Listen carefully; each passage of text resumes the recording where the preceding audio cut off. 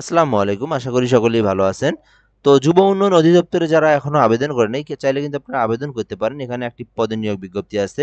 So full ভিডিওটা আমি আপনাদেরকে দেখাবো সুন্দর করে। যদি আপনারা বিষয়টা দেখতে পারেন, এখান থেকে কিন্তু আপনারা আবেদনটা করতে পারবেন। তো তার আগে আমি বলে নিই, আপনি যদি আমাদের চ্যানেলে নতুন হয়ে থাকেন, চ্যানেলটাতে অবশ্যই সাবস্ক্রাইব করবেন। সকল ধরনের সরকারি, বেসরকারি জব রিলেটেড ভিডিও আপনি সবার আগে পেয়ে যাবেন। সো কথা না বাড়িয়ে শুরু করা যাক। এখান থেকে হচ্ছে আপনার যে পদটা, সেটা হচ্ছে গাড়ি চালক পদের নিয়োগ বিজ্ঞপ্তি একটা। তো এখানে ৯টি পদে কিন্তু নিয়োগ দেওয়া হবে। ৯,০০০ থেকে ২৩,০০০ টাকা বেতন স্কেল, ১৫তম গ্রেডের চাকরি। তো যারা গাড়ি চালক আছেন, যুব উন্নয়ন অথবা আপনার টিটিসি অথবা টেকনিক্যাল যেকোনো জায়গা থেকে আপনি যদি ড্রাইভিং এর প্রশিক্ষণ গ্রহণ করে থাকেন, সো আপনি কিন্তু এখান থেকে আবেদন করতে পারবেন। তো এজন্য যে বিষয়টা আপনার লাগবে, কোনো স্বীকৃত শিক্ষা বোর্ড হতে ৮ম শ্রেণী পাস হতে হবে এবং আপনাকে একটা বৈধ লাইসেন্স থাকলে আপনি কিন্তু আবেদন করতে পারবেন। সো আবেদনের জন্য আপনাকে ১৮ থেকে ৩২ বছরের মধ্যে হলে আপনি আবেদন করতে পারবেন। এর বাইরে কিন্তু আপনি আবেদন করতে পারবেন না। তো আপনি যদি কোনো সরকারি প্রতিষ্ঠানে জব করে থাকেন, সেক্ষেত্রে কিন্তু আপনার ওইখান থেকে আপনাকে কিন্তু অনুমতিপত্র নিয়ে এসে কিন্তু এখানে আবেদন করতে হবে এবং এখান থেকে আপনার নিয়োগের জন্য প্রার্থী নির্বাচনের ক্ষেত্রে সংশ্লিষ্ট নিয়োগ বিধি এবং নিয়োগ বিধি অনুযায়ী লিখিত, মৌখিক ও ব্যবহারিক পরীক্ষা হবে। দেন আপনাকে কিন্তু চূড়ান্তভাবে সিলেকশন করা হবে। তো এরপর যে বিষয়টা, চাকরির জন্য আবেদন আপনার হচ্ছে ৩ থেকে ৩-৮ শুরু হয়েছে। এটা কিন্তু আপনার আর মাত্র ৩ দিন আছে। তো এটা হচ্ছে আপনি এর মধ্যে আবেদন করবেন, অর্থাৎ ২-৯-২০২৫ তারিখের লাস্ট ডেট। তো এর মধ্যেই আপনাকে অবশ্যই আবেদন করতে হবে। সেপ্টেম্বরের ২ তারিখ পর্যন্ত আছে। তো লিখিত পরীক্ষা যারা মানে উত্তীর্ণ হবেন, তাদেরকে মৌখিক পরীক্ষার জন্য ডাকা হবে এবং এখানে লিখিত ও ব্যবহারিক পরীক্ষায় উত্তীর্ণ প্রার্থীদের মৌখিক পরীক্ষা যখন হবে, তখন কিন্তু আপনার সকল সনদের মূল কপির সত্যায়িত ফটোকপি করে আপনাকে নিয়ে আসতে হবে।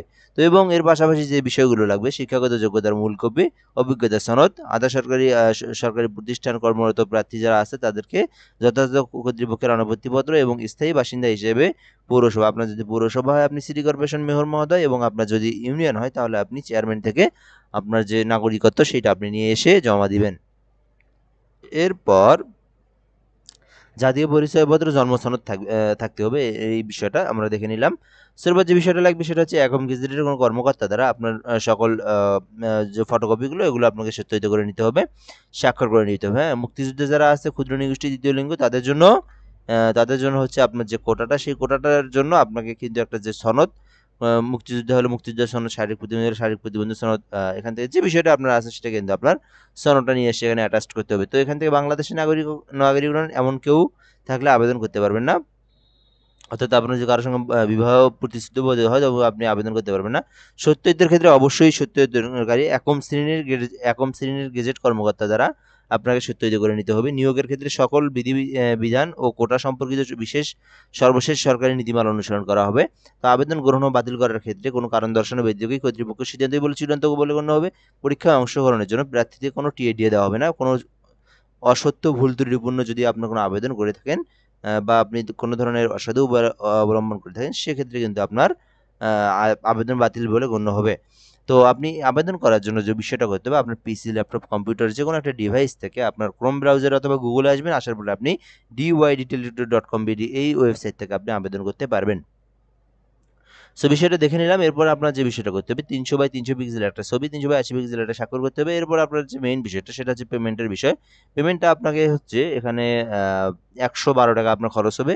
তো রিচার্জ করবেন ৳১২০ আরকি। তারপরে ২ টা এসএমএস এর মাধ্যমে আপনাকে পেমেন্ট করতে হবে। ডিআইডি স্পেস ইউজার আইডি লিখে 16322 নাম্বারে পেমেন্ট করবেন। এরপর আপনি চূড়ান্তভাবে পেমেন্টটা করবেন। সো এ পর্যন্তই ছিল। এরপরে আর তেমন কিছু নাই। এগুলো আপনার হচ্ছে পরবর্তী দেখলে হবে। এগুলো হচ্ছে মৌখিক পরীক্ষার সময় বা ভাইবার সময়। তো ১ম ধাপে টিকলে এগুলো আপনারা পরে জানতেই পারবেন। সো ভিডিওটা এ পর্যন্তই। যারা আবেদন করবেন দ্রুত আবেদন করে নেন। যদি কোনো সমস্যা জানার থাকে আপনি কিন্তু কমেন্ট বক্সে জানাতে পারেন এবং অবশেষে বলব চ্যানেলটাতে সাবস্ক্রাইব করে রাখবেন। ধন্যবাদ। আসসালামু আলাইকুম।